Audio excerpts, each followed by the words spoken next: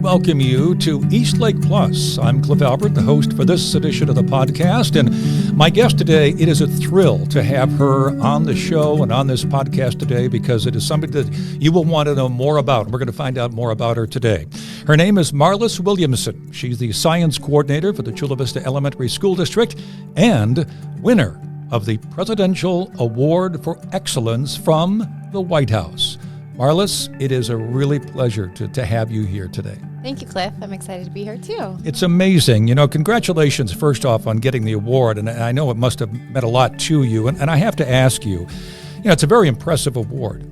And tell me a little bit more about the award and what it means to you personally and as a teacher.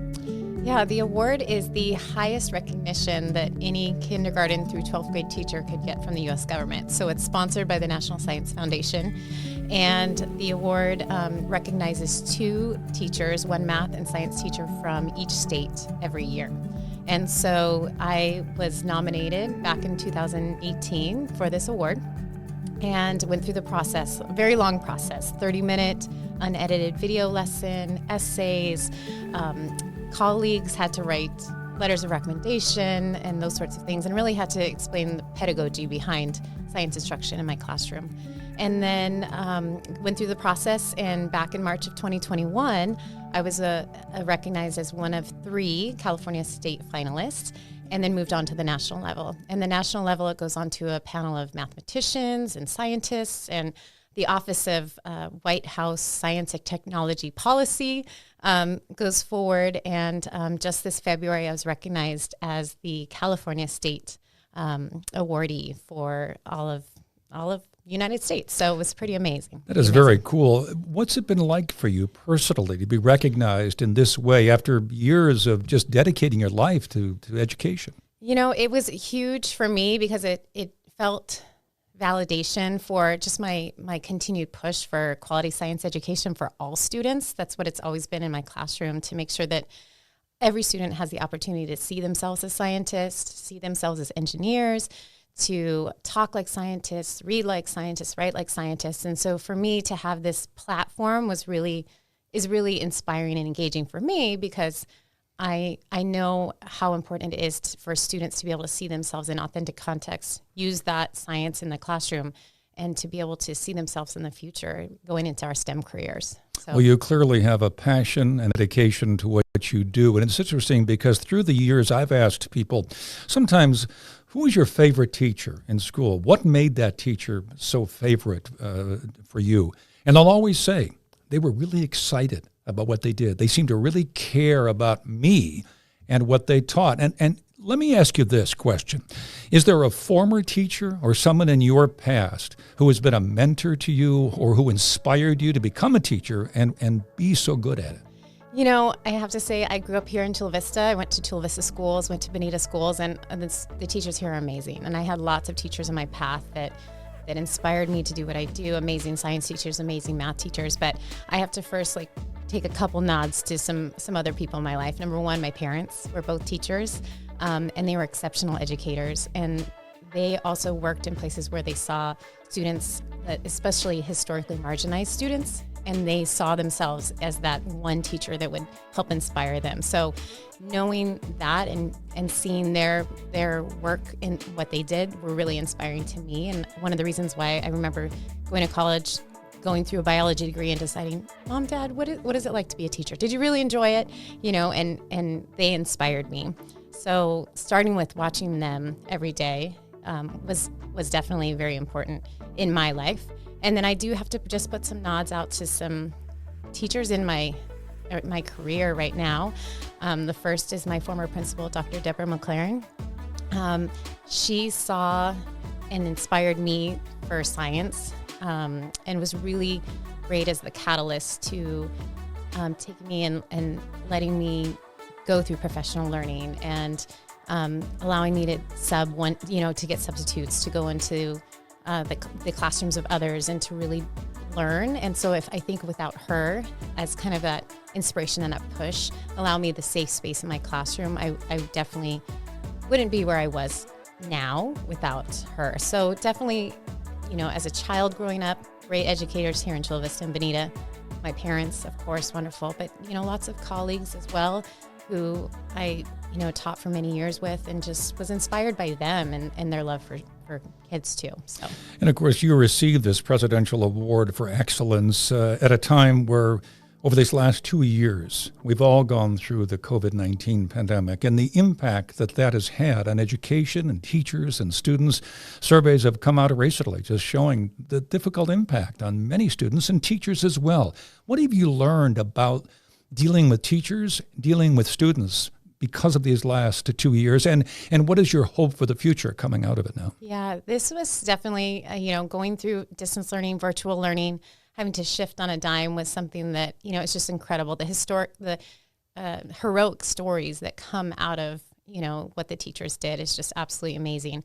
And so I know that there's been a lot of talk about learning loss, and I always try to continue to keep a positive spin about learning found and what students actually gained from being at home with their families and making dinner and, being able to go outdoors and go for walks and those sorts of things. And that also too, like focusing on that is like super important. And the amount of technology knowledge that not only teachers gained, but students as well. And really, I think set us huge leaps and bounds forward towards this idea of really STEM education and computer literacy moving forward into future jobs. So, although it was really tough, I think that we can also look at how much learning was actually found from those moments. And I hope that we can continue to hold on to that.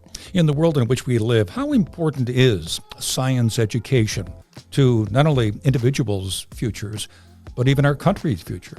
It's huge. I mean, I know that I look back and I remember that, taking a moment to just reflect on seeing my 31 kids on this computer screen and seeing them in their rooms, but they were safe, they were at home, they were still learning.